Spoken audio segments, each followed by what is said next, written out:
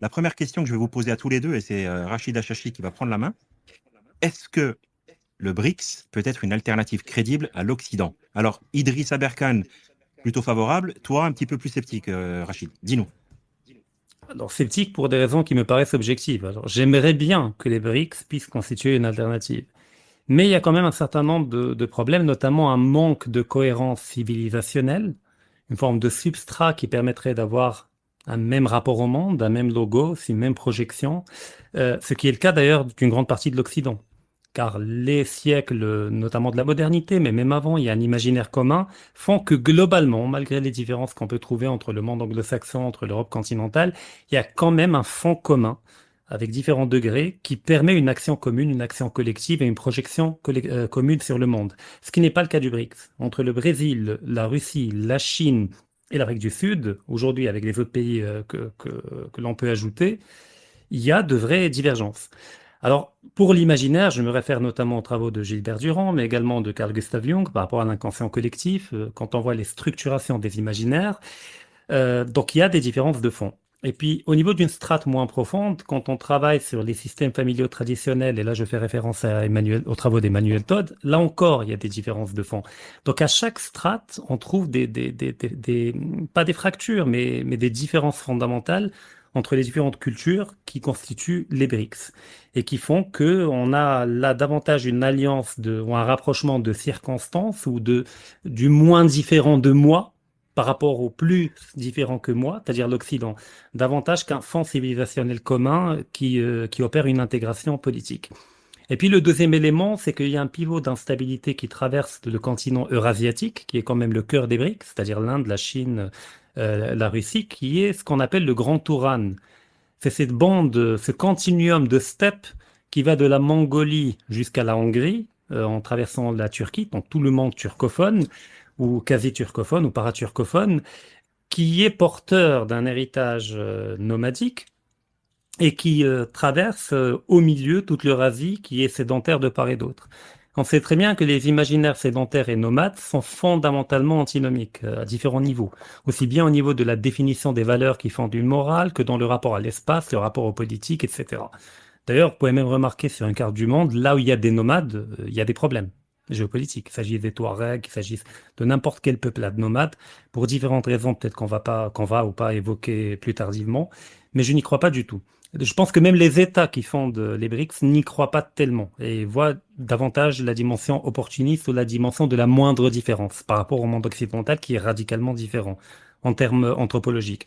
D'ailleurs, quand on voit les idéologues du côté russe, par exemple, on peut distinguer deux catégories majeures. Mis à part les libéraux pro-occidentaux qui ont tout suivi, on a les Eurasiatiques comme Alexandre Dugin, etc., qui partent de l'idée que malgré les différences qui séparent les différentes cultures eurasiatiques, il y a quand même un dénominateur commun, c'est que l'Eurasie est fondamentalement tellurique, c'est-à-dire qu'il s'agit de civilisations et d'entités politiques fondées culturellement, métaphysiquement sur la Terre, et qui doit, de par une destinée géopolitique, s'opposer à la dimension thalassocratique, c'est-à-dire fondée sur la mer, du monde anglo-saxon et anglo-américain. Ça, c'est une vision macro.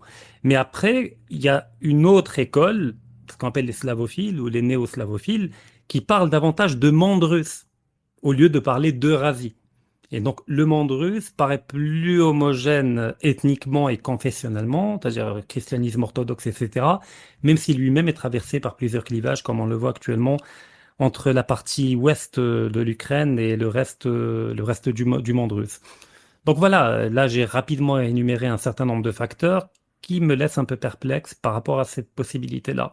Mais Ok. dans l'immédiateté, ça constitue quand même un moindre mal, une forme pour reprendre un terme biblique, de catéchone, c'est-à-dire de retardateur de la venue de l'Antéchrist, mais pour parler de manière plus objective, ce qui retarde le désordre mondial et l'inversion des valeurs. Donc oui, les BRICS sont un catéchone, mais ce n'est pas une alternative. C'est ce qui retarde le désordre, mais ce n'est pas ce qui permet de l'évacuer et de l'annihiler. D'accord. Alors, encore une question pour toi, Rachid. Après, on va demander la version et Oui. le positionnement d'Idriss. Rachid, est-ce que tu trouves pas que c'est complètement contre-intuitif pour un membre du BRICS d'être aussi en parallèle un membre de l'OTAN? Quand on voit la genèse des BRICS qui est là pour contrecarrer un petit peu le bloc ouest, est-ce qu'on peut Mhm. jouer sur les deux tableaux pour parler clairement? Mais je parle en l'occurrence de qui? De la Turquie? De qui? Par exemple, la Turquie ou l'Inde. Non, mais la Turquie, enfin, quand même porteuse d'une diplomatie très pragmatique, qu'elle a d'ailleurs hérité d'une longue tradition ottomane, c'est qu'elle cherche à obtenir le maximum avec le minimum. Ce qui fait qu'elle est amenée à jouer sur différents tableaux. Parce qu'il n'y a pas que les BRICS ou l'OTAN, il y a également l'Organisation de coopération de Shanghai, que la Turquie voulait intégrer. Et je me souviens du rencontre avec Poutine à Istanbul, où Erdogan l'avait ouvertement demandé. Et Poutine avait répondu de manière très délicate en disant que tant que la Turquie a une politique extérieure souveraine, il n'y a aucun problème à le faire. Autrement dit, si vous quittez l'OTAN, effectivement, vous pouvez nous rejoindre. Donc on peut jouer sur les courir derrière différents lièvres, mais à la fin, on n'en attrape qu'un seul. C'est-à-dire on ne peut pas avoir tous les lièvres. Mais pour l'instant, la Turquie a parfaitement raison de ne pas mettre tous les œufs dans le même panier. Elle voit bien que l'Occident est dans une perte d'hégémonie, une perte relative d'hégémonie. Il ne faut pas non plus fantasmer. L'Occident est, ou les États-Unis, qui est le centre de gravité du monde occidental, est encore hégémonique, mais c'est une hégémonie en déclin. Et sur la longue durée, la Turquie prépare ce que Carl Schmitt appelle la transition hégémonique, c'est-à-dire le déplacement du centre de gravité de l'Occident vers le continent eurasiatique, notamment vers la Chine, l'Inde, la Russie dans une moindre mesure, du point de vue économique en tout cas.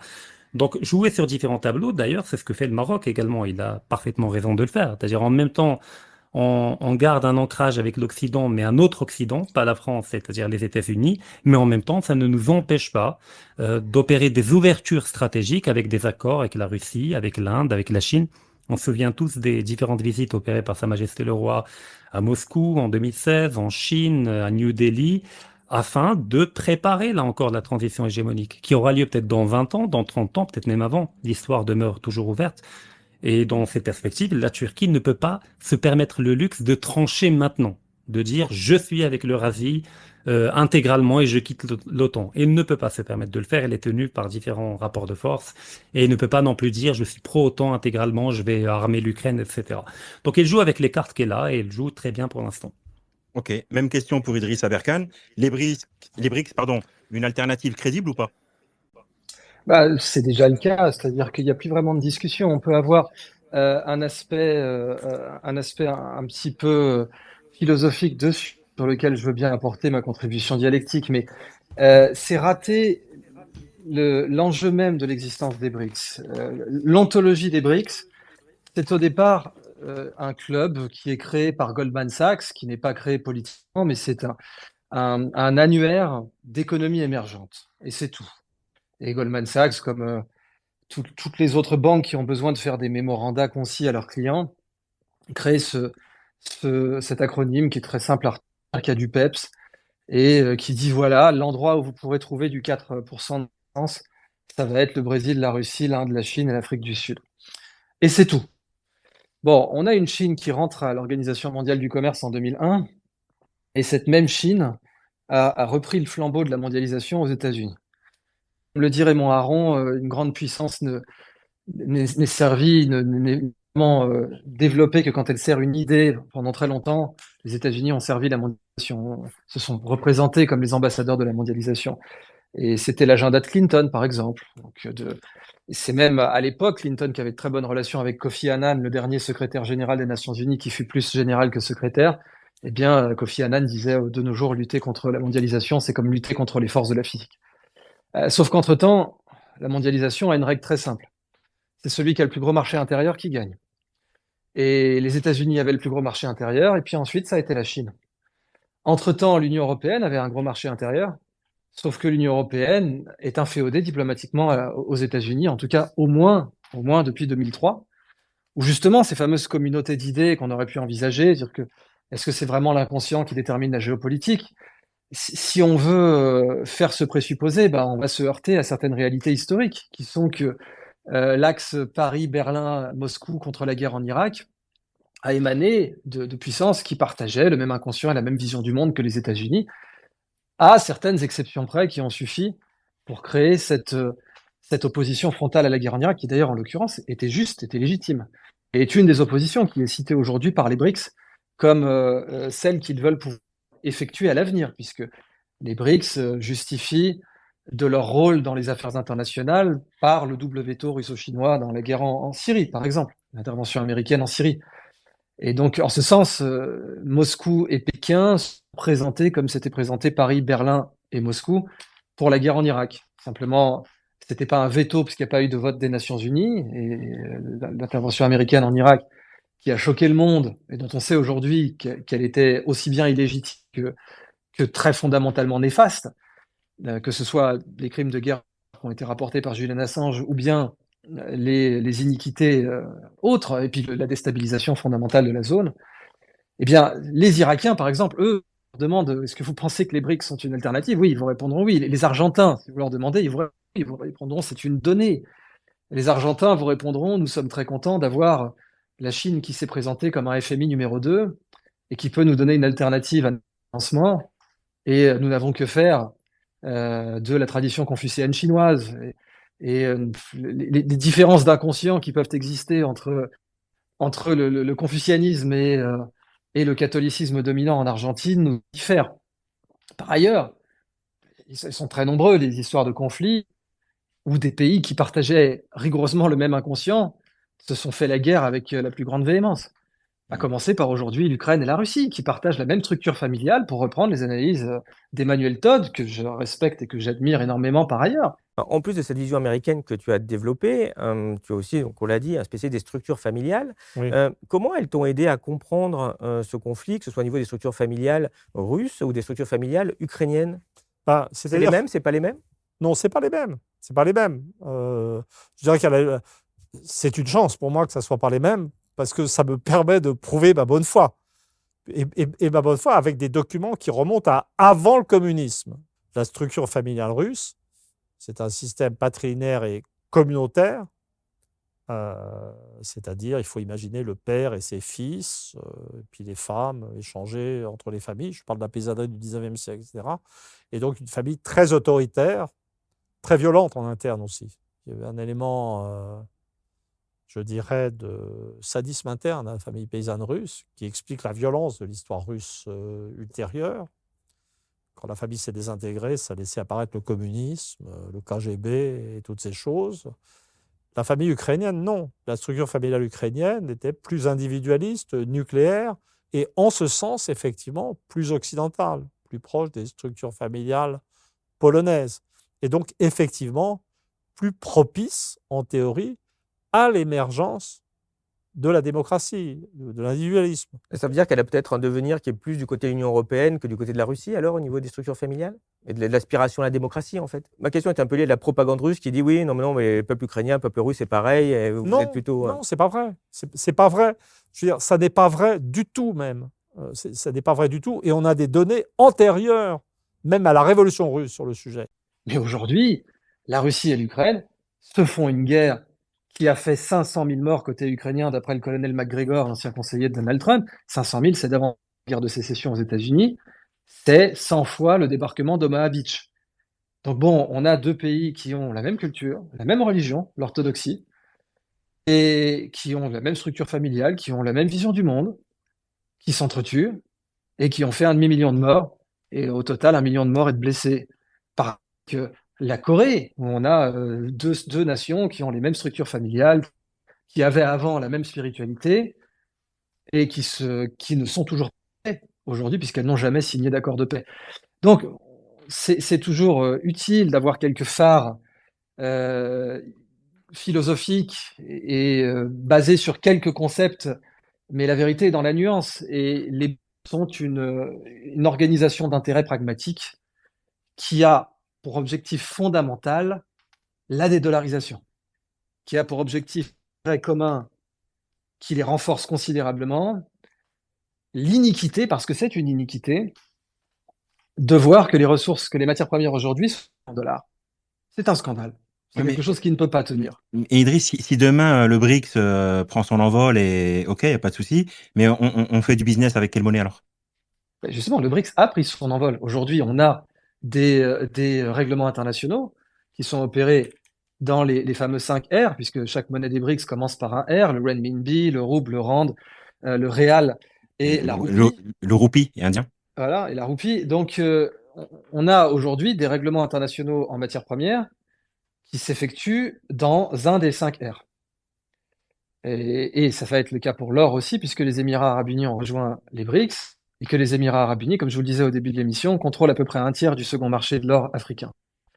Donc, très pragmatiquement, les BRICS sont une organisation de banquiers, de financiers. Ce sont des gens qui croyaient en la réforme que proposait Dominique Strauss-Kahn au FMI quand il disait que chaque pays doit être à sa place au FMI, chaque pays doit se sentir chez lui au FMI, et qu'il proposait la dédollarisation, puisqu'elle est de toute façon aussi bien immorale qu'illogique sur le plan géopolitique.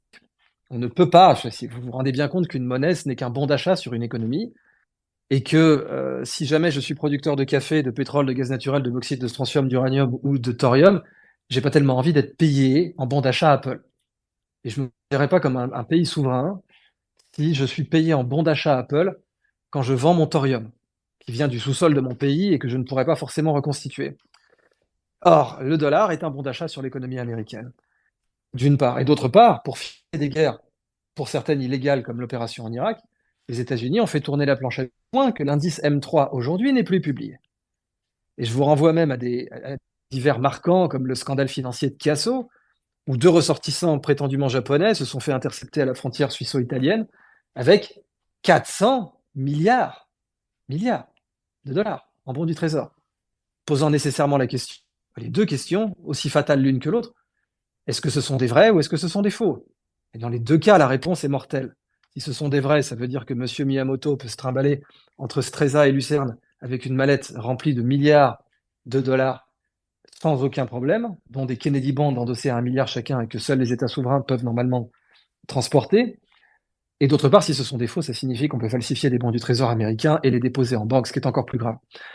Donc, les BRICS sont une communauté d'intérêt qui est complètement soudée par le fait qu'il n'est pas possible d'avoir la totalité des matières premières mondiales cotées en dollars, et qu'il s'agisse encore une fois du bauxite, de la bauxite, du strontium, ou des carcasses de porc, ou du jus surgelé, ou du blé.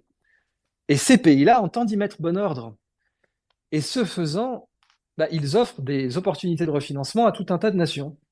Bien au-delà des idées partagées, puisque là aussi, si on voulait battre en brèche cette conception du monde, qui en fait est très proche de celle d'Huntington, fondamentalement, du choc des civilisations, mais elle n'expliquerait pas et elle ne s'accommoderait pas de la réalité factuelle de ce que la plus longue alliance de l'histoire de France, c'est l'alliance franco-ottomane, où Paris et la Sublime Porte se sont alliés pendant plusieurs siècles, alors qu'elles ne partageaient ni la même vision du monde, ni la même structure familiale, ni le même système méritocratique.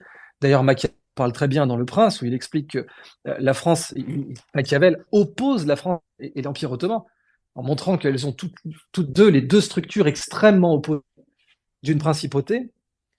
Et pourtant, ces deux structures qui sont opposées dans leur fonctionnement, dans leur religion, dans leur structure familiale, dans leur économie, dans leur vision du monde et dans leurs débouchés géopolitiques, se sont alliées pendant des siècles parce que leurs intérêts sont demeuré puissants pendant ces siècles. Donc, c'est comme ça qu'il faut comprendre les BRICS. Les BRICS sont déjà une alternative pour les Argentins, pour les Éthiopiens, pour tout pays qui souhaiterait se refinancer sur les marchés internationaux. Les BRICS sont déjà une alternative pour tout pays qui souhaiterait vendre ses matières premières. Les BRICS sont déjà, par le double veto russo-chinois, empêché des interventions au Moyen-Orient, comme celle en Syrie, mais peut-être aussi comme une intervention en Iran, qui n'était pas complètement à écarter quand on sait que Bernard Kouchner avait rappelé à Paris l'Iran doit se préparer au pire et le pire c'est la guerre. Donc aujourd'hui, si vous demandez à la diplomatie et au ministère des Finances iranien, argentin, éthiopien, bien sûr émirien, ils vont vous dire que ça y est, les BRICS sont là. Et d'ailleurs, c'est littéralement ce que vient de dire un officiel chinois. On lui a demandé ce qu'il pensait de l'attitude du Royaume-Uni vis-à-vis de la Chine, de compétition. Et il avait répondu, mais vous savez, la Chine est un fait. La Chine n'a pas une idéologie à répandre, n'a pas une conception du monde dans laquelle elle devrait exporter quelques juchés exotiques. C'est un fait, la Chine. C'est 1,3 milliard d'habitants. C'est le leader dans l'innovation en matière d'intelligence artificielle. C'est devenu un joueur incontournable dans les semi-conducteurs et elle est même capable d'interdire l'iPhone dans son administration, ce qui était impensable il y a 20 ans. Donc ce fait est là. Et les qu'est-ce que BRICS tu sont penses, un fait. Idriss, qu'est-ce que tu penses, moi, de l'argument de Rachid, que je trouve très bon, puis après on va rejumper chez Rachid. Son argument, c'est de dire, en fait, c'est très hétérogène, que ce soit géographique, culturel, ce que tu veux, même en matière de spécificité, en matière de business. Je veux dire, le BRICS, on dirait que c'est un truc bric-broc un peu, tu vois. Mais Cet tout argument, est je trouve hétérogène. qu'il fait du Tout, sens, l'argument de Rachid, je trouve. Quand même. mais tout argument fait du sens, heureusement. On est là entre grandes personnes. On n'est pas là pour lancer des arguments improvisés et aléatoires. Mais en quoi c'est un signe ou de faiblesse ou d'ineptie des BRICS? Les États américains, les États-Unis d'Amérique, sont un regroupement de bric et de broc. Et ça a même donné la guerre civile américaine. Parce que entre Charleston et San Francisco, il n'y a rien de commun. Rien. Et pendant plusieurs décennies, il n'y a rien de commun entre Charleston et San Francisco. Et encore aujourd'hui, la raison pour laquelle on a eu un Calexit, un mouvement du Calexit aux États-Unis quand Donald Trump a été élu et qu'on a eu un Texit quand Obama a été élu, rappelle que oui, les États-Unis d'Amérique, première puissance mondiale, sont un assemblage de bric et de broc, qui d'ailleurs n'a pas constitutionnellement de langue officielle. Je rappelle que l'anglais n'est pas la langue officielle dans la Constitution américaine des États-Unis d'Amérique. Donc, comment un assemblage de bric et de broc avec des lignes de faille que tout le monde apprend au collège et au lycée en France, à savoir les fractures nord-sud et les lignes de fracture est-ouest, et les lignes de fracture de la Bible Belt d'un côté et de la Californie progressive de l'autre, sans parler de ce fameux Midwest qu'on appelle aujourd'hui Flyover State. Si on veut dessiner des lignes de fracture, les États-Unis d'Amérique, la première puissance du monde, on peut en dessiner au moins 7. Ça ne change rien au fait que les États-Unis sont très puissants. On peut dessiner des lignes de fracture au sein, non pas des BRICS, mais au sein de chaque membre des BRICS. Je peux vous dessiner 5 ou 6 lignes de fracture en Afrique du Sud. Je peux vous en trouver encore plus en Chine, entre le Xinjiang, le Tibet, et puis le Guangxi, les connexions de chaque groupement familial chinois selon les deltas des fleuves où ils ont dit et sur lesquels les sinologues se sont étendus pendant à peu près 45 ans. Et je vous parle même pas de l'Inde, puisqu'on parlait du nomadisme. Mais le nord de l'Inde était nomade et agropastoral, et c'est pour ça qu'il vénère la vache sacrée. Et le sud, lui, au contraire, était urbain, avec ses puits à degrés, depuis 4000 ans, sans parler, là aussi, comme dans l'analyse du Guangxi chinois, structure urbaine des deltas indiens, mais maintenant, la civilisation d'Harappa et de Mohenjo-Daro se trouve au Pakistan, donc ça élimine cet aspect de l'analyse. On peut dessiner des lignes de fracture au sein même de la Russie, au sein même de l'Inde, au sein même, bien entendu, de la Chine, et on pourrait, si on était taquin, en dessiner certaines au Maroc, les mêmes auxquelles j'ai fait profession de foi de m'opposer, en étant tout de même un petit peu plus diplomate que ça. Donc, dessiner des lignes de fracture au sein de groupes, ouais, c'est tout à fait possible. Okay. Et en effet, les BRICS peuvent arriver en disant, nous ne sommes pas là pour vous civiliser, nous ne sommes pas là pour apporter tel ou tel concept de mondialisation, nous ne versons pas, d'ailleurs nous sommes même un contre-exemple absolument éloquent de l'échec de la doctrine du choc des civilisations, laquelle doctrine n'explique pas pourquoi l'Ukraine et la Russie se font la guerre alors qu'elles font partie de la même civilisation, laquelle doctrine n'explique pas pourquoi la Corée du Sud et la Corée du Nord n'ont toujours pas signé de traité de paix alors qu'elles font partie de la même civilisation, et laquelle doctrine n'explique pas comment la France et l'Empire ottoman ont pu demeurer alliés pendant des siècles alors qu'elles faisaient partie des structures, des systèmes familiaux, des économies et des religions les plus opposées qui soient. Ok. Rachid, un commentaire sur cette contre-argumentation d'Idriss? Beaucoup de points de désaccord. Le premier, c'est que du point de vue de la politique extérieure des États et des relations internationales, effectivement que l'on compose avec les impératifs du moment, avec le contexte, et on peut établir des alliances militaires de circonstance ou des alliances militaires durables, mais une alliance militaire ou même une alliance économique ne permet pas de forger un bloc civilisationnel. D'ailleurs, quand on parle de l'alliance, l'alliance, l'axe Paris-Berlin-Moscou, moi, ma première question, il a duré combien? L'espace de quelques années. Ce qui m'amène à dire que c'est davantage l'axe Chirac-Schröder-Poutine que l'axe Paris-Berlin-Moscou. Le deuxième élément par rapport à l'Ukraine et la Russie, ce n'est pas vrai qu'ils ont le même système familial traditionnel. D'ailleurs, Emmanuel Todd a également abordé la question à plusieurs reprises, en démontrant que du côté de l'Ukraine de l'Ouest, qui est problématique du point de vue de la Russie, c'est la famille nucléaire assez bordélique, assez anarchique, ce qui d'ailleurs traverse toute l'histoire de l'Ukraine, qui a toujours été partagée entre une allégeance à la Pologne et une allégeance à la Russie, selon les intérêts du moment, avant d'être définitivement annexée par Catherine la Grande et par l'Empire russe au sens général. Et d'ailleurs, l'Ukraine, preuve en est, elle a toujours été problématique au sein de l'Empire russe, puis au sein de l'Union soviétique, à l'époque du stalinisme, et même ça continue jusqu'à aujourd'hui. Donc il y a des différences fondamentales au niveau des systèmes familiaux et donc au niveau des valeurs structurantes, autant politiquement que économiquement que culturellement, entre l'Ukraine de l'Ouest et l'Ukraine de la Russie. Par contre, l'Ukraine, qui a le même imaginaire que la Russie, qui a le même fond ethnique, etc., eh bien, en toute cohérence, elle est du côté russe. C'est l'Ukraine du Donbass, c'est l'Ukraine du Sud, de la Crimée, etc.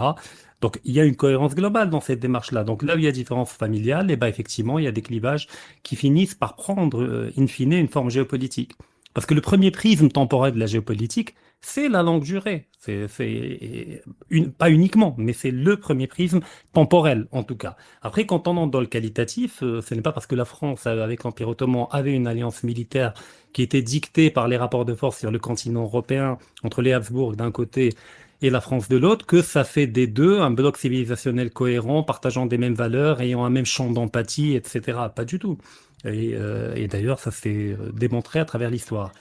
Autre élément, quand on parle des BRICS, déjà de quoi on parle? C'est-à-dire, il faut comprendre premièrement que beaucoup d'États veulent y adhérer dans un premier temps parce qu'il s'agit d'une structure qui n'est pas engageante. Les BRICS, ce n'est pas un espace de libre-échange, ce n'est pas un espace économique commun, ce n'est pas une monnaie commune, ce n'est pas une structure politique commune. C'est effectivement un club de concertation, de coordination, d'où le fait que je compare davantage au G7 qu'à l'OTAN. Il n'y a pas d'alliance militaire au sein des BRICS. Il n'y a pas de promesses ou d'engagement de soutien mutuel. Il n'y a pas les moyens d'une alliance militaire. Il n'y a Si pas demain l'Argentine... d'article 5, quoi. Non, mais même, imaginons qu'il y ait un article 5. Si on met de côté l'arme nucléaire et les missiles balistiques intercontinentaux que possède la Russie et dans une moindre mesure la Chine et l'Inde, si jamais l'Argentine est attaquée, quel pays au sein des BRICS a la capacité de projection pour venir effectivement et efficacement en aide à l'Argentine? La Russie a perdu une partie de sa capacité de projection au niveau interocéanique, c'est-à-dire la quoi? Un porte-avions. La Chine a racheté un porte-avions à la Russie, le Kuznetsov, et l'on a construit 2 ou 3. Ça ne permet pas d'avoir une force de projection capable de donner corps et de matérialiser une alliance militaire qui n'existe tout simplement pas. Donc quelque part, à des BRICS, on a quelques avantages. Parce qu'effectivement, on peut établir des accords bilatéraux préférentiels, mais ce n'est pas engageant du tout. C'est d'où le fait que beaucoup de pays veulent y aller. Donc, quelque part, les BRICS, à une échelle planétaire, j'ai envie de dire, le pape combien de bataillons? C'est-à-dire, au niveau eurasiatique, oui, la Russie et la Chine sont des armées redoutables avec une capacité de destruction extrêmement importante. Mais dès qu'on sort et qu'on intègre le périmètre océanique, quand on parle de l'Afrique du Sud, quand on parle de l'Argentine, il n'y a aucune capacité de projection pour le moment, sauf la capacité balistique nucléaire de détruire tout simplement toute l'humanité 35 fois. Donc, cela permet de relativiser un certain nombre d'arguments apportés par Edé Sabalkan et de remettre au centre du débat la question des concepts qui n'est pas juste une jouissance intellectuelle, etc., mais qui se confirme sur la longue durée à travers les différents clivages géopolitiques, parce qu'il y a toujours un éternel retour du concret. C'est-à-dire entre deux retours du concret, il y a des alliances de circonstances qui sont de à moyen terme, court terme, etc. Mais sur la longue durée, il y a des constantes géopolitiques qu'on ne peut pas évacuer d'un revers de la main. C'est ce qui a valu d'ailleurs la défaite écrasante de l'Allemagne nazie avec Adolf Hitler, où à l'époque, Karl Haushofer avait, à travers différents écrits, conseillé à l'Allemagne nazie d'avoir une alliance réelle, effective avec l'Union soviétique, parce que malgré toutes les divergences idéologiques entre les deux, malgré toutes les différences ethniques, la constante anthropologique qui demeurait et qui dictait une alliance entre les deux, c'est que les deux étaient des puissances telluriques, pas uniquement militairement, mais civilisationnellement, et que l'ennemi premier était le monde thalassocratique anglo-américain. Donc il y a effectivement un ennemi secondaire et un ennemi prioritaire, et il y a également un ami secondaire et un ami prioritaire. Ça s'appelle de la géopolitique et ça se fait sur la longue durée. C'est pour ça qu'il ne faut pas confondre, de mon point de vue, la politique extérieure et les relations internationales d'un côté, et de l'autre côté, la géopolitique. D'ailleurs, quand on voit les pères fondateurs, Mackinder, etc., c'est une lecture quasiment anhistorique. C'est-à-dire, quand il parle du pivot géographique de l'histoire, il parle tout simplement en termes de heartland, de centre de gravité qui se trouve d'ailleurs, paradoxalement, comme par hasard, au cœur de l'Eurasie, et puis le Rimland qui devient l'objet de rivalité entre le monde eurasiatique et le monde thalassocratique, qui est un peu le monde île ou le monde maritime, et ça se confirme historiquement. Tous les grands conflits de l'humanité ont lieu sur le Rimland. Le Rimland, c'est toute la partie côtière de l'Eurasie, qui va de l'Europe occidentale jusqu'à l'Asie du Sud-Est, en passant par le monde arabe et le monde indien. Donc la Première Guerre mondiale, la Deuxième Guerre mondiale, la guerre en Irak, la guerre en Afghanistan, qui était une tentative américaine de se projeter dans ce qu'il qualifiait comme étant le ventre mou de l'Eurasie après la fin de l'Union soviétique. Tout cela se vérifie sur des siècles et des siècles. Donc, il y a des réalités conceptuelles à ne pas évacuer d'un revers de la main, sinon on risque de quitter le champ de la géopolitique, et chacun est libre de le faire, et on intègre celui de la politique extérieure et des calculs combinatoires de moyen terme ou de court terme, ou même de très long terme, mais ce n'est plus de la géopolitique, c'est à la limite de la géostratégie de longue durée quand on parle de l'Empire ottoman et de la France. Mais le réel, c'est que cette alliance dont on parle, Paris-Berlin-Moscou, a duré le temps du mandat de Chirac et de Schröder. Donc ce n'est pas Ok. une alliance de nations et de cultures et de civilisations qui permet d'avoir un champ d'empathie commun et de fonder un bloc civilisationnel commun. Alors, merci Rachid pour cette réponse détaillée. Tu l'as entendu à l'instant, Idriss nous disait que un des leitmotifs du BRICS, ce serait le processus de la dédollarisation. Si je te pose la question très clairement et très frontalement, Rachid, si le BRICS veut aller vers ça, il lui faudrait combien de temps justement pour sortir de cette dollarisation, comme l'a dit Idriss, aujourd'hui on achète à peu près tout en dollars. Donc la question c'est, est-ce qu'il est possible d'en sortir? Et si oui, sous quel délai? Écoutez, tout dépend du niveau d'ambition que placent les BRICS. C'est-à-dire, si on parle d'une dédollarisation partielle du monde, c'est-à-dire notamment de l'Asie, ça peut se faire relativement rapidement. Après, il y a trop de variables en jeu. On peut avoir une crise financière, un effondrement du système financier américain et occidental demain, dans 6 mois, dans 1 an, dans 10 ans. C'est des variables qu'on maîtrise pas. Mais l'ambition la plus réaliste et la plus atteignable, c'est d'opérer une dédollarisation importante, donc relative quand même, au niveau du monde chinois, c'est-à-dire Vietnam, etc. Toute la périphérie de la Chine et la Russie de facto est dédollarisée maintenant depuis sa déconnexion du réseau SWIFT et depuis que les Occidentaux ont gelé les avoirs de la Russie. Par contre, si on parle d'une dédollarisation à l'échelle planétaire, il faut prendre en compte au moins 2 chiffres. Le premier, c'est le poids du dollar au niveau des réserves de change à l'échelle planétaire, qui représente quand même 60% des réserves de change. Donc ces États qui possèdent des dollars dans leurs réserves n'ont pas envie de voir leur valeur tendre vers zéro par une dédollarisation trop rapide. Donc ça doit se faire graduellement à travers une conversion de ces réserves de dollars en or notamment, ce qui est déjà le cas. Et on l'a vu depuis 2020, 2021, 2022, 2023, des achats d'or de plus en plus massifs, et pas uniquement la Chine ou la Russie, mais même des pays comme la Turquie, même des pays comme le Brésil. Donc c'est une tendance qui est en cours. Donc j'ai envie de dire la dédollarisation est déjà entamée, mais à un rythme qui est soutenable, qui est réaliste et qui pourrait prendre 10 ans, 20 ans, 30 ans ou 40 ans. Mais ça ne veut pas dire que le dollar va disparaître. Ça veut dire que l'on aura une multipolarité monétaire, tout simplement. C'est qu'on aura toujours un bloc qui sera articulé autour du dollar, qui globalement concernera l'Occident collectif, parce que l'euro va être sacrifié sur l'autel du dollar. C'est l'ultime moyen pour le dollar de survivre que de phagocyter l'euro et de le remplacer comme monnaie occidentale. Et de l'autre côté, on aura une monnaie eurasiatique qui sera indexée sur l'or, qui pourra prendre un autre nom, mais ça sera une cohabitation entre 2 monnaies mondiales essentiellement. Merci. Idriss, ton avis là-dessus? Bon, quelques confusions simplement. D'abord, c'est assez naïf de penser que les BRICS est dans l'ambition d'être un bloc. C'est sans doute ça l'erreur fondamentale de l'analyse de Rachid Achachi. C'est-à-dire qu'il n'y a pas de volonté chez les BRICS de former un bloc civilisationnel. Et cette question même, ce concept de bloc Idriss, civilisationnel, si tu permets une seconde, alors je t'ai tu as, pas interrompu. non, en 2 mots, non, en 2 mots, mais une D'accord. question de méthode, pas de contenu. Je ne vais pas intervenir sur le contenu.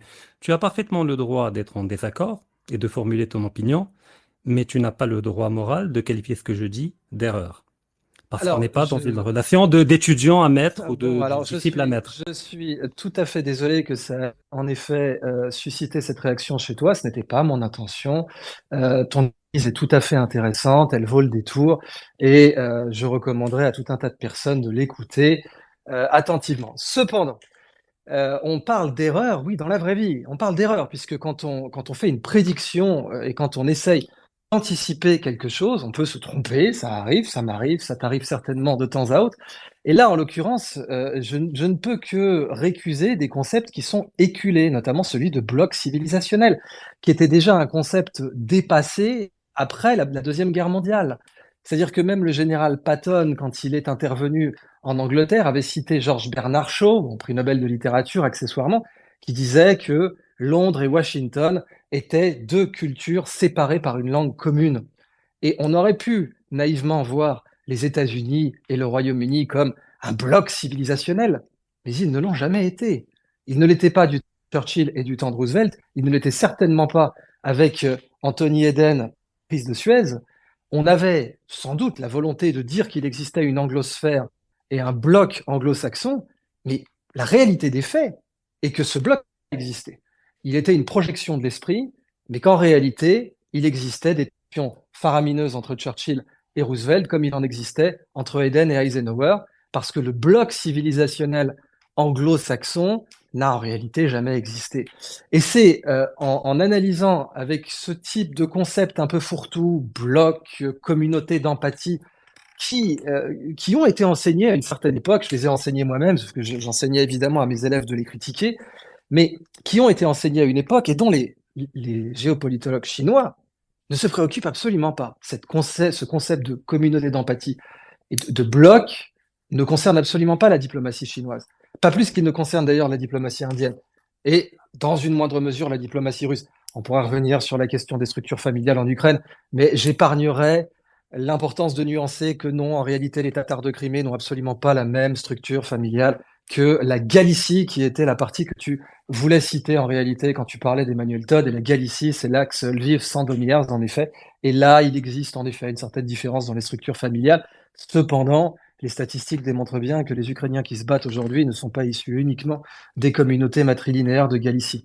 Donc même cette analyse-là peut fonctionner quand on utilise des concepts un peu fournis et qu'on essaye de faire rentrer dans la réalité nuancée, complexe et subtile dans des mots qui sont plaisants dans les écoles de géostratégie, comme bloc et communauté d'empathie, et qui sont intéressants, certes, mais qui ne recouvrent pas la raison d'être en italique, comme quand on utilisait le français comme langue diplomatique, des BRICS, qui est de lutter contre l'iniquité d'avoir des échanges de matières premières dans une monnaie qui peut être imprimée de façon complètement arbitraire par la Federal Reserve. Et c'est ça la colonne vertébrale des BRICS. On ne peut rien comprendre aux BRICS si on n'a pas compris cela. Le fait que la totalité des matières premières dans le monde soit cotée dans une monnaie qui peut être imprimée à merci par les États-Unis d'Amérique est ce qui a réuni les BRICS. Et en effet, certes, l'axe Paris-Berlin et Moscou n'a pas duré, mais il eût été intéressant de se concentrer sur la raison pour laquelle il n'a pas duré, sur le fait que Condoleezza Rice a déclaré « Nous devons oublier les Russes, punir les Français », et selon beaucoup de journalistes d'investigation, dont ceux de Mediapart, l'affaire Clearstream a été précisément cette punition, et pardonner aux Allemands. Et entre-temps, en effet, la cooptation de leaders européens, et ton analyse le démontrait, puisque tu nous rapportes de façon très claire et de façon très brillante, il me semble, que l'avenir du dollar passe par la phagocytation de l'euro. De l'euro. Ce qui est exact. Mais un empire qui est prêt à phagocyter la monnaie commune du premier marché du monde n'est absolument pas une communauté d'empathie. Il ne peut pas y avoir d'empathie dans un bloc civilisationnel fantasmé entre l'Union européenne et les États-Unis quand dans la même analyse et quand tu te rapproches de l'identité même des BRICS, de ce qui fait que les BRICS existent, à savoir la volonté de coter les matières premières mondiales dans une monnaie qui n'est pas imprimable à l'infini. C'est ça le grand attracteur, le lagnakéa, la masse de matière noire qui fait la rotation des BRICS. C'est ça. Tout le reste n'est que littérature. Eh bien, quand d'une part, tu soulignes donc que, en effet, le dollar va dévorer l'euro tout cru, tu ne peux pas ne pas contredire une analyse du monde qui parle de communauté d'empathie et de blocs civilisationnels qui, en réalité, sont des blocs cannibales, en effet, prêts à s'entre-dévorer.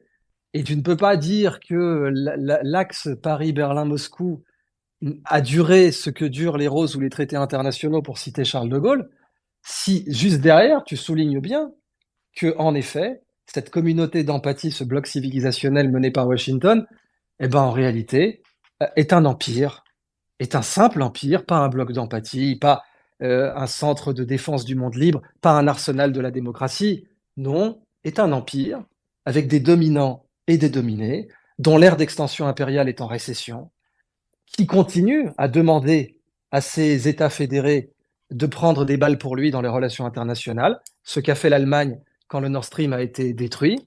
Et ça, c'est pas du tout une communauté d'empathie que de détruire la veine jugulaire économique de la première puissance industrielle d'Europe juste pour pouvoir en effet phagocyter sa monnaie et affaiblir son marché intérieur pour garantir le leadership de Washington. Donc, on ne peut pas comprendre les BRICS en conclusion, avec des concepts qui sont extrêmement tentants et qui, en plus, dans toute la sociologie universitaire, peuvent se justifier d'eux-mêmes parce qu'ils ont un côté presque poétique. Communauté d'empathie, bloc civilisationnel, etc. C'est beau, c'est une littérature qui est agréable à l'oreille. Mais la réalité des forces physiques, et on parlait de forces telluriques tout à l'heure, des grandes forces physiques qui ont réuni les BRICS, c'est que les BRICS sont contre un ordre mondial dans lequel le blé est coté en dollars, de même qu'ils sont contre un ordre mondial dans lequel le maïs est coté en dollars, et dans lequel les carcasses de porc, le jus d'orange surgelé, les diamants, le thorium, l'uranium, le strontium et l'aluminium sont cotés en dollars. C'est quelque chose qui n'est pas acceptable pour les BRICS, et c'est l'unique raison pour laquelle ils sont réunis aujourd'hui.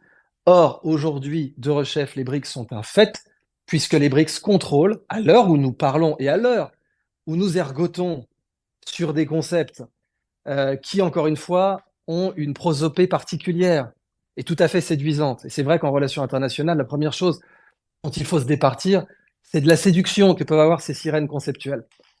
Mais à l'heure où nous discutons de tout cela, eh bien, les BRICS, très factuellement, contrôlent plus de 55% des hydrocarbures mondiaux. Et ça n'était pas arrivé depuis la Deuxième Guerre mondiale. Alors, merci Idriss. Alors, moi, ça me va bien que vous soyez en total désaccord. À partir du moment où on est entre gentlemen et on est en smoking, c'est même le principe du débat. Rachid, est-ce que tu veux faire un commentaire? Je vais te laisser 2 minutes par rapport à cette réponse à ton argumentation d'Idriss, et ensuite, on va enchaîner sur une autre thématique. Non, je vois juste qu'il y a une déformation qui relève de la sophistique de mes propos. À aucun moment j'ai parlé de communauté d'empathie, j'ai parlé de champ d'empathie, ce qui n'est pas tout à fait la même chose. Parce qu'un champ est ce qui permet une instrumentalisation. Quand je parle du monde occidental, qu'en partageant un même champ d'empathie, je parle de la strate inférieure de la population, mais qui est tout naturellement manipulée par des élites qui peuvent effectivement être l'objet d'antagonismes internes à l'intérieur du même empire, ce qui est le propre de tous les empires. Quant aux États-Unis, tout à l'heure, Dave parlait de bric-à-brac, etc. Oui, au niveau de la base de la population. Mais l'élite, c'est quand même l'élite WASP, qu'on le veut ou non. C'est-à-dire les blancs anglo-saxons qui ont forgé les États-Unis. Quand on voit les pères fondateurs des États-Unis, il n'y avait pas de Mexicains, il n'y avait pas d'Afro-Américains, il n'y avait pas d'Indiens, il y avait des gens d'ascendance anglaise, protestants, qui adhéraient à des loges maçonniques et qui avaient une vision du monde qui était très particulière et qui était commune. Parce que l'histoire, je l'apprends en personne ici, n'est pas faite par les majorités, qui dans la plupart des temps, la plupart des cas ressemblent à des vaches qui regardent des trains passer, mais elle est faite par des minorités agissantes. Les minorités sont les élites qui manipulent le champ d'empathie vécu comme étant commun par les habitants de l'Empire pour les amener à opérer une action collective. Et c'est ce qui fait qu'aujourd'hui on parle d'Occident collectif. Et quand j'ai parlé de civilisation occidentale, je ne parle pas de la civilisation médiévale ou romaine ou grecque, etc. Je parle de la civilisation moderne qui s'est fondée sur les décombres de la civilisation européenne en l'occurrence, puisque l'Europe est quand même le point de départ de ce qui va devenir le monde moderne occidental, mais je parle de la civilisation moderne qui est une civilisation dont le terminus c'est naturellement le nihilisme, qui est fondé sur une forme d'individu fantasmé, qui est projeté, plaqué sur la réalité des gens, qui est fondé sur une logique d'inversion des valeurs, de déconstruction de toutes les identités collectives dans le genre, qui est resté l'un des derniers sanctuaires. C'est de cette civilisation ou anti-civilisation que je parle, et qui a envahi les esprits des gens. Donc ça, c'est le premier élément. Bon, après, il y a plein de détournements de ce que j'ai dit. Je vais même pas réagir, parce qu'à un certain moment, je me demande même si je devais participer ou non, parce que je veux bien qu'on ait des avis différents, mais que quelqu'un se permette de juger de la véracité ou non de mes propos, je n'accorde pas cette légitimité ni à des Sébastien, ni à personne. Je veux bien des avis contradictoires, mais pas des jugements de valeur. Parce que la géopolitique dont je parle, ce n'est pas la géopolitique des poètes ou etc., mais la géopolitique avec laquelle je suis en contact, notamment avec des pays membres, enfin pas des pays en tant qu'État, mais avec des géopolitologues sérieux du côté russe avec lesquels j'échange, parce que je suis russophone. Et j'ai l'impression qu'Edé Sabatkan a une version francophone ou franco-française tout simplement projetée sur le reste du monde et qu'il fantasme les BRICS, de même qu'il fantasme la Russie, de même qu'il fantasme Poutine, de même qu'il fantasme le pouvoir russe en le croyant comme étant un bloc monolithique s'opposant au mode occidental à travers les BRICS avec une Chine également monolithique. C'est beaucoup plus complexe que cela. Et si je devais vous parler de ce que pense l'élite géopolitique russe de la Chine, croyez-moi, c'est pas nous sommes frères et nous sommes amis. C'est nous sommes alliés parce que les circonstances l'exigent, mais à terme, du point de vue d'une partie de l'élite russe, le premier ennemi de la Russie, c'est la Chine à long terme. Ok, merci. Mais pour Merci, ça, il faut Rachid. pas, il faut sortir de la coquille européenne et de YouTube et d'aller voir ce que disent les Russes eux-mêmes et parler dans leur langue, et les Chinois en l'occurrence également. Ok. Alors, cette fois-ci, j'aimerais vous amener toujours sur le BRICS, mais on va regarder le BRICS sur le prisme géopolitique et diplomatique. Première question pour toi, Idriss. Demain, le BRICS, comment tu peux considérer son poids diplomatique? Déjà, est-ce qu'il en a un? Je pense que tu vas me dire oui, mais dans quelle mesure? Quel cartel est parvenu à provoquer un échange de diplomates entre Téhéran et Riyad? Bon, voilà, c'est aussi simple que ça. Parfois, il faut savoir aller droit au but. Et d'ailleurs, c'est justement la nature de cette diplomatie russe que chacun peut-être fantasme. En l'occurrence, j'ai vécu à Kiev 1 an et c'est vrai que j'ai souvent été accusé d'avoir un parti beaucoup trop pro-ukrainien. D'ailleurs, il se trouve même que certains Russes m'ont accusé d'être un espion ukrainien pour cette raison. Mais c'est aussi simple que ça, fondamentalement. Les résultats que veulent obtenir les BRICS sont des résultats qui n'ont été obtenus par aucun autre bloc ou communauté ou champ d'empathie. Donc, ce sera plutôt que communauté. Si c'est là d'ailleurs mon seul détournement, j'espère qu'il est véniel. Mais fondamentalement, ce n'est pas Washington qui est parvenu à faire en sorte que les deux puissances et les deux États locaux rivales autour du détroit d'Ormuz échangent des diplomates. Ce sont les BRICS. Et donc, en effet, d'abord, les BRICS ont aujourd'hui un réseau diplomatique qui est le premier au monde par le nombre de fonctionnaires. Mais d'autre part, on le voit bien en Afrique. Quand vous avez au Niger des citoyens qui, dans la rue, manifestent avec une pancarte qui dit « Vive Poutine et vive la Russie », vous devez constater le soft power de Moscou, qui est issu, d'une part, de la récession diplomatique française dont on parlait tout à l'heure, et dont le Maroc a bien vécu les conséquences. C'est-à-dire que la crédibilité diplomatique française aujourd'hui est quasi inexistante, en tout cas, c'est ce que considèrent les chancelleries marocaines. D'autre part, la crédibilité diplomatique de la Russie, alors qu'elle est investie dans une guerre qui a fait déjà plus de 500 000 morts côté ukrainien, demeure une des meilleures au monde. Donc, les BRICS obtiennent des victoires diplomatiques colossales. Et on ne peut absolument pas les contester. Ce qui se passe aujourd'hui entre Riyad et Téhéran est historique. Ce qui se passe en Ça, Afrique subsaharienne est tu mets historique. ça au crédit du BRICS un petit peu, Idriss? Au crédit de qui d'autre? Au crédit de qui d'autre faut-il mettre ce rapprochement? La Qui Chine? l'a organisé? La Chine? La Chine, dans quel but? Dans le but simplement de faire briller sa diplomatie? D'ailleurs, n'a-t-elle pas du tout, à aucun moment, pu utiliser le prestige qu'avait acquis Moscou en surenchérissant de son droit de veto pour protéger Bachar el-Assad? Un chef d'État comme Mohamed Ben Salman peut-il réellement décider de normaliser ses relations diplomatiques avec l'ennemi numéro 1 de Washington, lequel a été menacé de bombardement à plusieurs reprises? Je rappelle que John McCain avait improvisé une petite chanson sur l'air des Beach Boys, I Get Around, où il avait dit: est-ce que vous connaissez la chanson Bomb Iran? Et il avait comme ça chanté a cappella bam, bam, bam, bam, bam, bam, bam, pendant à peu près 30 secondes. Est-ce que MBS aurait vraiment pu tendre la main vers Téhéran si Moscou n'avait pas garanti sa sécurité et si Moscou n'avait pas eu la crédibilité dans cette garantie d'avoir poussé Bachar el-Assad jusqu'au bout? D'ailleurs, un de ses fils vient d'être diplômé de l'Université technique de Moscou.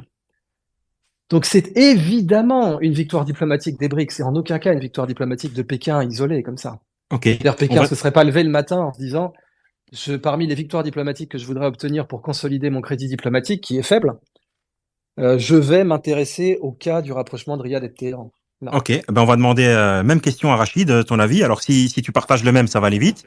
Et si t'es pas d'accord, dis-nous pourquoi. Le poids du BRICS, Rachid. Non, mais Non, mais là encore, il faut pas confondre les BRICS avec les pays membres des BRICS. Et là, je suis d'accord avec toi, Tariq. En l'occurrence, la Chine joue pour ses propres intérêts nationaux. Elle a tout à fait raison de le faire. La Chine est quand même un pays qui a une ouverture maritime extrêmement importante, mais qui a une profondeur continentale tout aussi importante, sinon davantage. Cependant, la présence américaine, avec les alliés que sont le Japon, que sont la Corée du Sud, que sont l'Australie, font que la projection maritime de la Chine est fortement gênée et que la culture stratégique chinoise est celle de l'évitement et du contournement, davantage que celle de l'affrontement. Et donc, ne pouvant se projeter maritimement à la hauteur de ses ambitions, elle décide de se projeter dans la profondeur continentale eurasiatique, notamment à travers la nouvelle route de la soie, qui se doit de traverser des territoires pacifiés, ce que les États-Unis, dans un jeu d'échecs, tentent de déstabiliser en alimentant des conflits d'ordre ethnique, etc., ou en appuyant sur les différentes plaies dans cette région-là. D'ailleurs, la tentative de révolution colorée au Kazakhstan juste avant l'intervention de la Russie en Ukraine était également une tentative de créer des foyers d'instabilité au cœur même de l'Eurasie, qui est l'alternative chinoise à la dimension océanique, dont elle n'a tout simplement pas encore les moyens militaires pour se frayer un espace vital au sein de l'océan Pacifique. De ce point de vue, la Chine se doit de garantir son approvisionnement énergétique. Alors, elle le fait à travers la Russie, et ce qui s'est accéléré avec le conflit en Ukraine, mais elle veut le faire également, notamment en accédant au gaz iranien, et que pour ce fait, il doit y avoir une stabilité régionale. Donc, que la Russie est appuyée derrière ou qu'elle ait apporté une aide diplomatique, pourquoi pas, je veux bien, mais ça demeure toujours dans l'intérêt de la Chine que cela se fait. Et cela ne peut se faire que parce que Mohammed Ben Salman joue sa peau sur cette question-là, tout simplement parce qu'il y a une épée de Damoclès qui pend sur sa tête, qui est celle de l'affaire de Khashoggi, qui est toujours dans les tiroirs de la Maison Blanche et qu'il n'a tout simplement pas envie d'entamer et de faire durer son règne, avec toujours la crainte d'être poursuivi par tel cours international ou d'être l'objet de pression américaine ou de chantage américain. Donc, pour moi, ce rapprochement Arabie Saoudite-Iran est un rapprochement de circonstances, un peu comme l'axe Chirac-Schröder-Poutine, et qui ne pourra pas s'inscrire dans la durée, à moins effectivement d'un effondrement brutal du monde occidental ou des États-Unis. Pareil pour la présence paramilitaire de la Russie au niveau du Sahel, notamment à travers le groupe militaire privé Wagner, et également le jeu du soft power opéré par la Russie, par le digital, mais également par des relais diplomatiques. Ça se fait dans l'intérêt des entreprises pétrolières, gazières, minières russes. Croyez-moi, Prigojine ne partageait pas ses revenus avec la Chine. Il les partageait pas avec l'Inde, ni avec le Brésil, ni avec l'Afrique du Sud.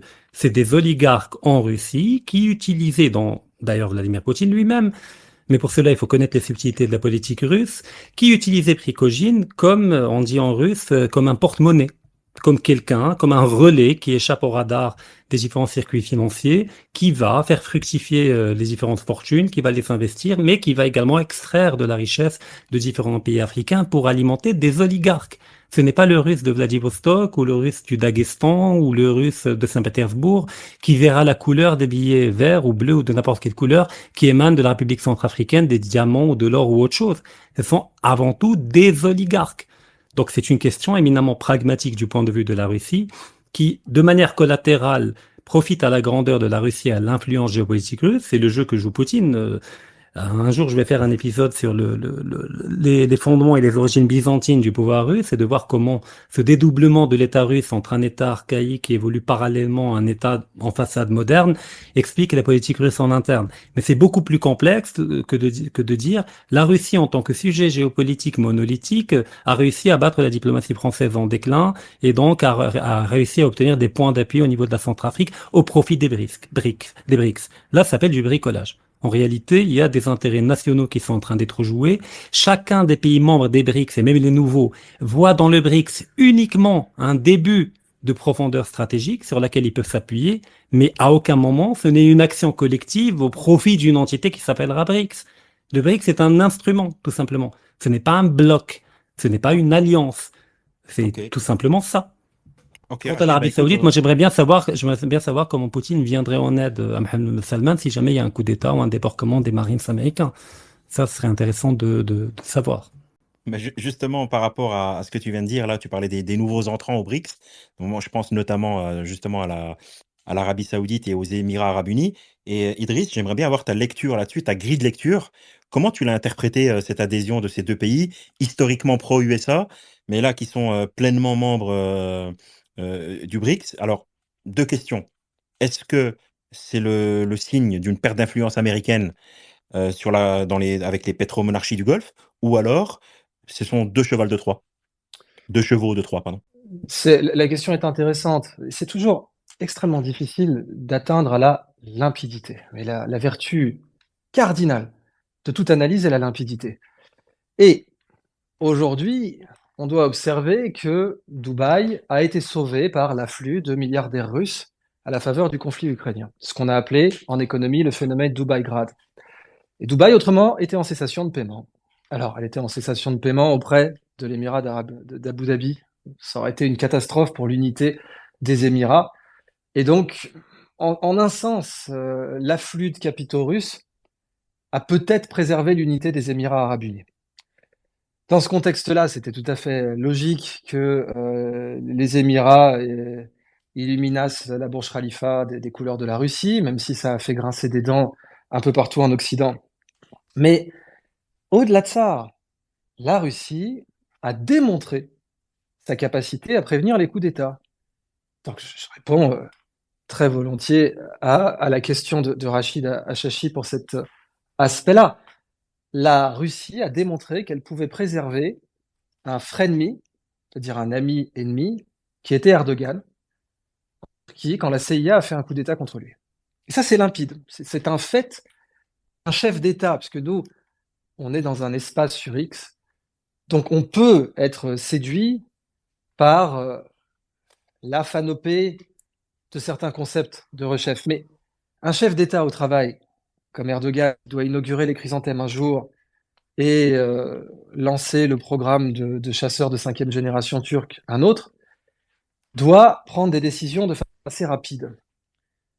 Et ce chef d'État a pu tester par lui-même le fait que la Russie pouvait le protéger d'une tentative de l'éliminer, puisque le coup d'État contre lui aurait très certainement mené à sa mort. D'ailleurs, aucun bloc ou aucune organisation n'a tué plus d'anciens chefs d'État aujourd'hui que le bloc d'alliance, quelle que soit la façon dont on le voit, qui est mené par Washington. À commencer par le cas de Saddam Hussein et de Kadhafi. D'ailleurs, c'est précisément ce que Vladimir Poutine a exprimé quand il a dit mais qui a donné mandat d'exécuter un chef d'État en exercice comme Kadhafi? Qui a donné mandat d'intervenir en Irak? Donc les Russes ont acquis une crédibilité exceptionnelle concernant des désobéissances qui n'étaient absolument pas tolérées dans les années 90. Le revirement de l'Arabie Saoudite n'aurait jamais pu être toléré. Nulle part dans la guerre, il aurait pu être toléré. Et le revirement des Émirats arabes unis non plus n'aurait pas pu être toléré. Et ce revirement n'a pu avoir lieu que parce que Vladimir Poutine a envoyé, en particulier au monde arabe, le signal de ce qu'il a été capable de sauver la peau d'Erdogan et de Bachar el-Assad. Les deux. C'est C'est intéressant. seulement face à ce signal que MBS a décidé. Ce n'est pas simplement les intérêts chinois qui n'ont aucune crédibilité. Les Chinois n'ont pas la possibilité de sauver un chef d'État dans une situation de coup d'État, nulle part dans le monde. Et en effet, ils sont encore moins capables de se projeter où que ce soit. On a parlé de Wagner. Wagner n'est plus paramilitaire. Wagner, maintenant, est soumis entièrement au ministère de la Défense russe. Donc quand Wagner agit, c'est Shoigu qui agit aujourd'hui. Et donc cette crédibilité que les Russes ont acquis pour maintenir des chefs d'État insolents, disons-le encore une fois avec une très grande limpidité, parce que dans géopolitique, il y a géocerte, il y a surtout politique. En politique, il faut savoir être limpide. Et aujourd'hui, on peut avoir un capitaine Traoré qui fanfaronne contre la France parce qu'il sait qu'il a Moscou derrière lui. C'est certainement pas Pékin qui lui permet de fanfaronner, c'est Moscou.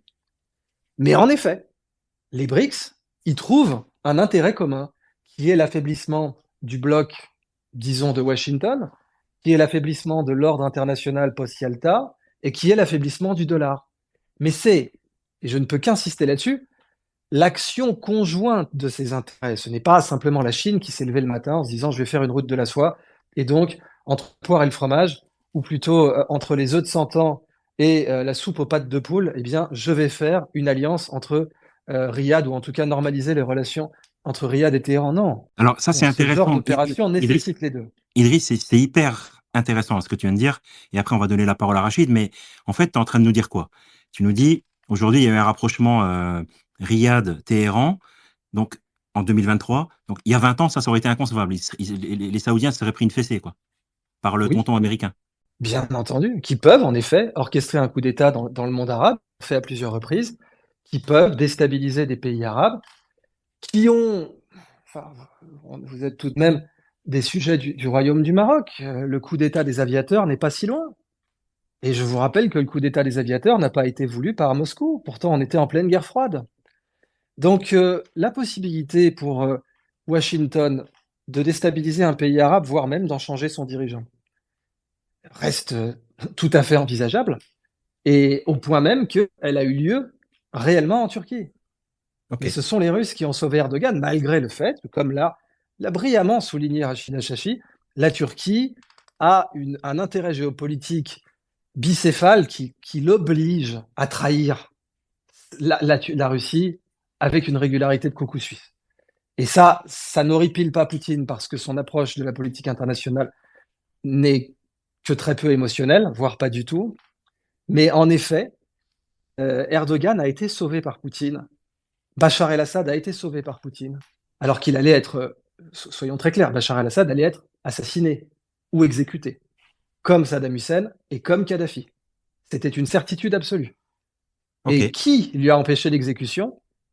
Le double veto russo-chinois et la capacité russe à intervenir, à se projeter dans un pays comme la Syrie. Donc, pour répondre à la question, si les marines débarquaient en Arabie Saoudite, oui, il est tout à fait possible que la Russie intervienne maintenant que l'Arabie est formellement membre des BRICS. Et non seulement c'est possible, mais il est déjà connu de certains journalistes aux Émirats que la Russie a déployé des forces spéciales en Arabie Saoudite.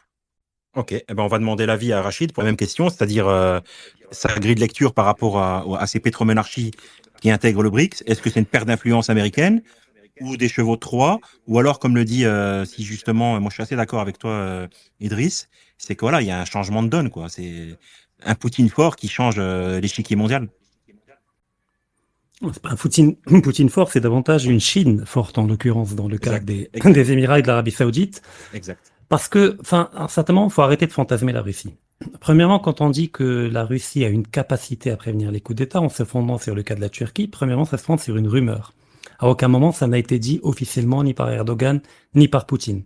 Donc, se fonder sur une rumeur, c'est quand même un terrain assez glissant. Ça peut être vrai comme ça peut ne pas l'être. Mais par contre, ce qui est vrai, c'est que la Russie a été incapable de prévenir et d'empêcher des coups d'État dans son étranger proche, comme on l'appelle, c'est-à-dire, je parle des révolutions de couleur, notamment en Géorgie en 2003, ce qui avait amené un pro-américain, un agent d'influence américain, qui est Saakashvili à la tête de la Géorgie, ce qui avait amené la Russie à intervenir militairement en Abkhazie et en Ossétie du Sud. Ça n'a pas empêché le coup d'État maquillé sous forme de révolution populaire en Ukraine en 2004, avec la révolution orange.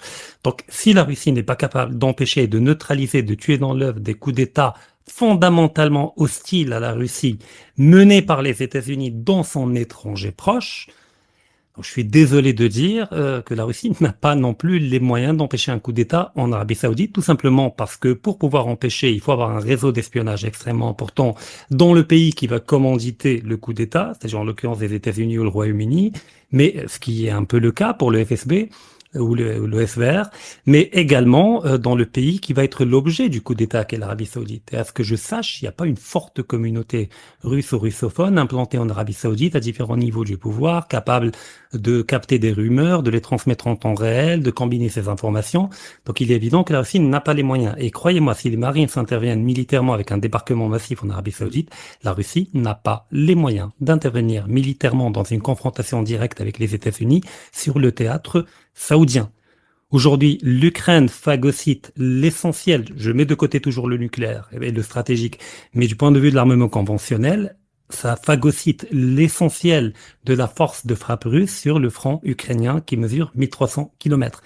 Et même l'appareil productif industriel russe, qui est supérieur aux capacités occidentales en termes de munitions, arrive à peine à alimenter l'armée russe en Ukraine en termes de munitions pour les artilleries, notamment les calibres 150 mm, mais également pour les obus pour les chars, etc.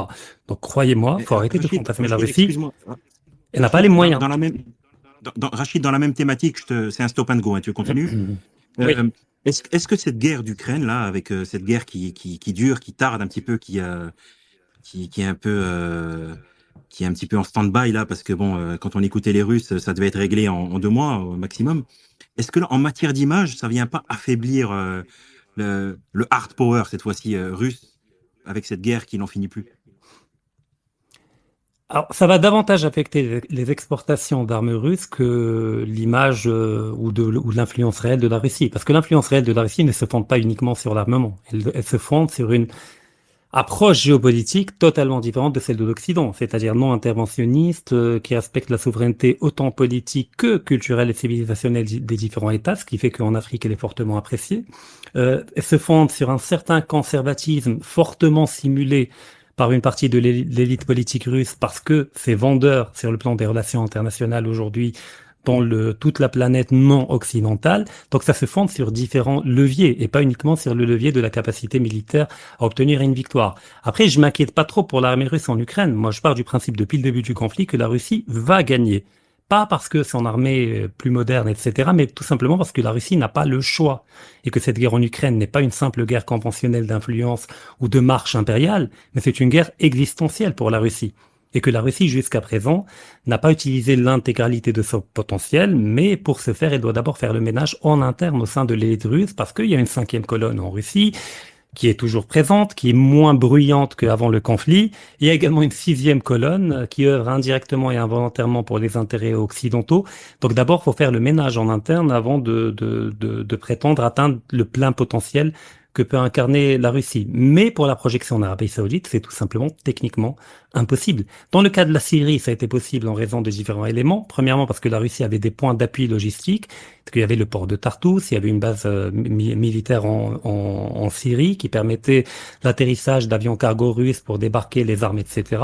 Et en plus, ça a été une guerre qui a été en partie, une intervention qui a été en partie sous-traitée à Wagner, qui, contrairement à ce que dit Idriss Abakan, continue d'exister parce que les soldats et les combattants de Wagner qui ont été intégrés dans l'armée régulière russe, c'était les combattants de Wagner en Ukraine, sur le sol ukrainien, et à qui le choix a été donné, soit d'aller en Biélorussie, soit d'aller en Afrique ou ailleurs, rejoindre les différents contingents, soit intégrer l'armée régulière. Donc jusqu'à présent, c'est toujours le cas. Alors le FSB, effectivement, va probablement finir par reprendre le contrôle effectif sur les différents groupes de Wagner présents dans différents pays africains, soit en créant une nouvelle structure qui n'appartiendra pas au groupe Concorde que possédait Prigojine. Et là encore, je peux noter une erreur d'analyse fondamentale qu'avait opérée Idriss Abakan par rapport à la soi-disant Maskirovka. Aujourd'hui, c'est quand même évident que la Maskirovka, c'était le fait de dire que c'était une Maskirovka. Alors qu'en réalité, c'était beaucoup plus complexe et beaucoup plus subtil. Mais pour l'instant, il y a encore Wagner. Donc il y a différents plans qui sont posés sur la table pour intégrer Wagner dans d'autres structures qui devront demeurer privées. Parce que la Russie a besoin d'une armée dont les pertes ne vont pas être comptabilisées comme le sont les pertes de l'armée régulière, où elle est obligée d'afficher, en tout cas d'intégrer les pertes et de dédommager les familles des différentes personnes, ce qui n'est pas le cas pour les mercenaires.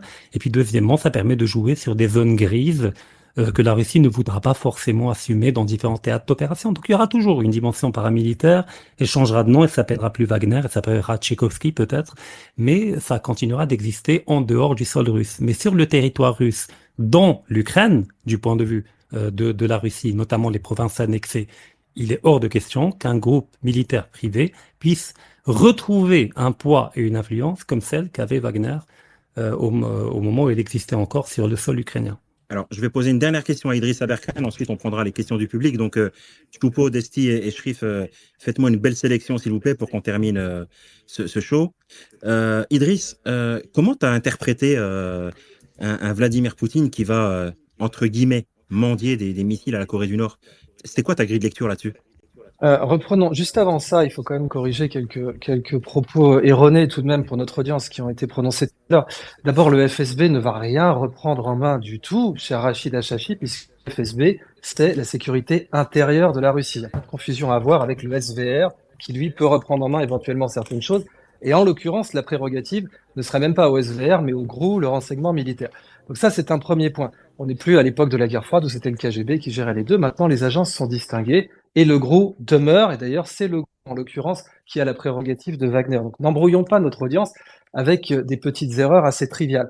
Deuxièmement, concernant la Maskirovka, mais je suis très content, Rachid Achachi, que tu admettes ton erreur, puisque il y a 20 minutes, tu me disais, il n'y a pas d'erreur dans notre analyse et il n'existe pas de scénario ou de situation dans lesquels on peut définir conceptuellement une erreur. Eh bien, si tu viens justement d'admettre qu'il existait une telle situation, et tu as vainement tenté de la prendre à ton avantage, et je te le concède bien volontiers, au moment même où, en ce qui me concerne, je faisais par loyauté intellectuelle envers mon audience deux sortes d'excuses en disant que je m'étais trompé sur la Maskirovka. On avait le colonel Beau en Suisse qui disait « Ouh là là, pas si vite, il est tout à fait possible que les services occidentaux soient intervenus dans l'assassinat de Prigojine. » C'est un des plus hauts piliers du contre-espionnage suisse qu'il a déclaré sur deux chaînes différentes. Ce qui signifie même qu'au moment où je voulais, moi, être loyal avec mon audience et leur dire « Bah écoutez, si je suis gouré, il faut que je vous le dise immédiatement », je venais à peine de leur dire que je m'étais trompé, que le colonel Beau disait que je me trompais en me disant que je m'étais trompé. En conséquence de quoi, bien sûr, rappeler à mon audience la citation de Winston Churchill, la Russie est un rébus enveloppé de mystère au sein d'une énigme. Mais concernant cette fameuse Maskirovka, elle était d'autant plus probable, et là je cite pour le colonel Beau, de ce que ce n'aurait pas été la première fois que Wagner, et en l'occurrence Prigojine, aurait fait semblant d'avoir un crash et de mourir, puisque c'était déjà arrivé en 2018. Et en effet, les personnes qui ont suivi de près le groupe Wagner le savent. Maintenant, concernant l'intervention en Arabie Saoudite, mais encore une fois, c'est très honnête de ta part, Rachid, de reconnaître ton erreur conceptuelle frontale quand tu évoquais la possibilité qu'il soit antinomique de déterminer ce qui est juste ou injuste, ce qui est faux, ce qui n'est pas faux, ce qui est une erreur ou pas une erreur, et que 20 minutes plus tard, je dis quand même si, on peut faire des erreurs, on peut dire que tel événement est une Maskirovka alors qu'il ne l'était pas, alors que fait peut-être qu'il l'était. Bon, laissons le dernier mot au colonel Beau qui pour l'instant donne cette version des faits. Mais concernant l'Arabie Saoudite maintenant, alors là je suis désolé, c'est le militaire qui doit parler. Je ne sais pas quel a été ton grade militaire dans tes classes, mais en ce qui me concerne, je suis officier de marine et je connais deux ou trois choses en matière logistique. Et oui, si la Russie a été capable de se déployer au Niger, oui, si la Russie a été capable de se déployer beaucoup plus loin dans son histoire récente, bien entendu qu'elle peut déployer un réseau d'influence en Arabie Saoudite. Mais d'ailleurs, sur quelle source, sur quelle preuve te bases-tu quand tu dis, de toute évidence, la Russie n'a pas de réseau d'influence en Arabie Saoudite? Mais pardon, mais quels éléments te permettent de dire ça? Te voilà officier du GRU? Ou te voilà membre des renseignements russes?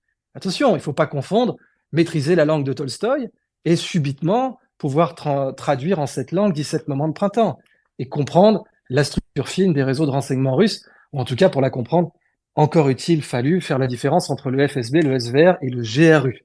Donc, juste sur cet aspect-là, je suis désolé, on doit à notre audience une certaine précision et une certaine exactitude dans les faits, aussi bien sur la méthode que sur les grilles d'analyse, et puis sur les faits.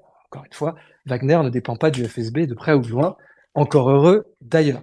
Donc, concernant le reste de la question, ou peut-être Rachid veut-tu Alors, apporter quelques c'est clarifications. intéressant. Tu as challengé Rachid, c'est intéressant. Puis après, tu me parleras de la Corée Corée du Nord. Je n'ai rien challengé du tout. J'ai corrigé des erreurs factuelles. Mais il n'y Alors, a pas de challenge Bon, particulier. alors, si vous permettez, parce qu'à un certain moment, on peut mettre la sophistique de côté, et je peux, même si vous voulez, Il n'y a rien de expliciter les sophistique différents pour services. dire que le FSB Non, il y a de la n'a sophistique encore- parce que je peux Il y a vous pas de expliquer sophistique. quelque chose, parce que là encore, quand vous parlez pas russe, vous ne lisez pas les textes de loi russe qui régissent les prérogatives de chacun des services, et je vous apprends qu'il n'y a pas le FSB et le SVR et le GRU, mais il y a également un quatrième que vous ne connaissez probablement pas, qui s'appelle le FSO.